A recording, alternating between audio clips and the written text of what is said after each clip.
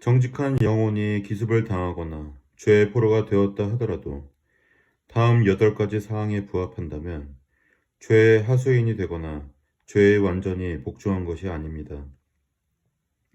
첫째, 죄의 마음이 끌렸다 하더라도 수치스럽고 죄를 생각할 때마다 비통한 마음이 든다면 이는 명백히 그 죄가 원치 않은 기습이었음을 보여주는 것입니다. 때문에 베드로가 비통하게 울었던 것이며 다윗도 자신의 죄를 진심으로 애통해야 한 것입니다. 하지만 이와 달리 과거에 저지른 죄를 되새기면서 그것을 즐거워하고 자신의 수치를 영광으로 삼는 사람들도 있습니다.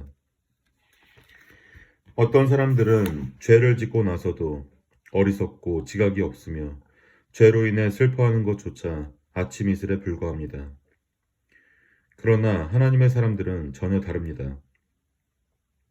둘째, 성도는 죄의 마음이 끌릴지라도 고의적으로 온전히 동의하여 죄를 지은 것은 아닙니다. 그들은 하나님의 법을 즐거워합니다. 때문에 본성이 새로워지면 내면으로부터 죄에 대한 반감이 생겨나며 다윗의 경우에도 너무나 계획적이었고 고의적이긴 했지만 단 한 번에 불과했습니다. 즉 그가 평생 그랬던 것은 아닙니다. 오히려 그는 평생 모든 일에 정직하게 행했습니다.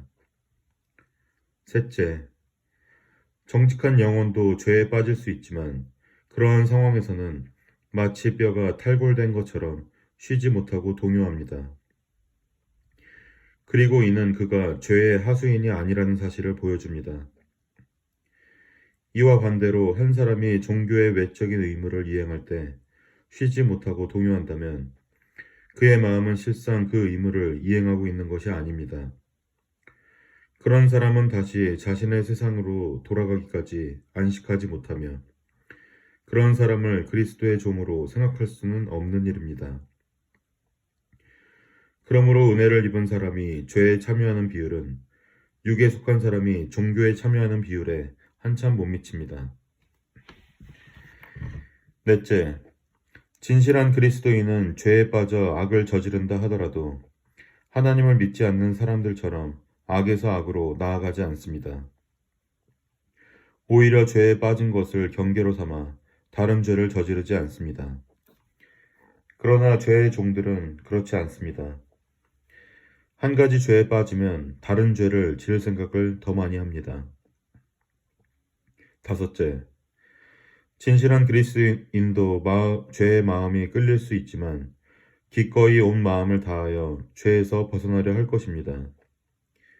더 이상 하나님을 근심하게 하거나 그분께 범죄할 수는 없기 때문이며 그렇게 하는 것이 수많은 금과 은보다 더 중요하다 여길 것입니다.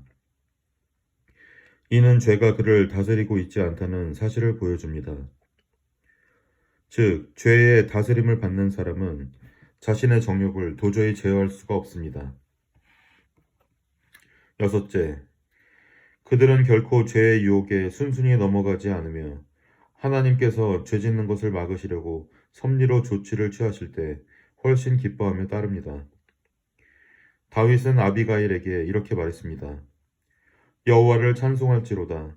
또 내 지혜를 칭찬할지며 또 내게 복이 있을지로다. 오늘 내가 피를 흘릴 것과 친히 복수하는 것을 내가 막았느니라.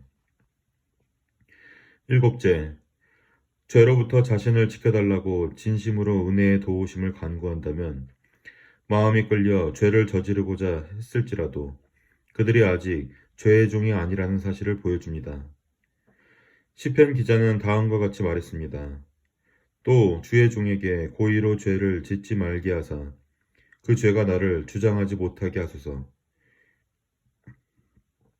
우리는 우리 본성에 죄의 성향이 있음을 봅니다. 특히 주께서 우리를 혼자 남겨두실 때면 그런 죄성이 더욱 강해짐을 느낍니다. 그리고 마치 깃털이 급류에 휩쓸려 내려가듯 쉬이 죄에 떠내려갑니다. 때문에 정직한 사람들이 이보다 더 빈번하게, 더 열렬하게 죄에서 자신을 지켜달라고 하나님께 자신의 마음을 쏟아내며 간구하는 기도는 없습니다. 주님, 당신의 종을 지켜주소서. 마지막이자 여덟째는 한 영혼이 죄에서 지켜달라고 하나님께 부르짖을 뿐 아니라 스스로도 자신을 지키기 위한 수단을 사용한다면 그 영혼은 죄의 다스림을 받지 않는다는 사실을 보여줍니다. 그는 죄에 대적해서 기도할 뿐 아니라 죄에 저항합니다. 이와 같이 얼마나 주의를 기울여야 죄가 출입하는 큰 문을 닫을 수 있는지 모릅니다.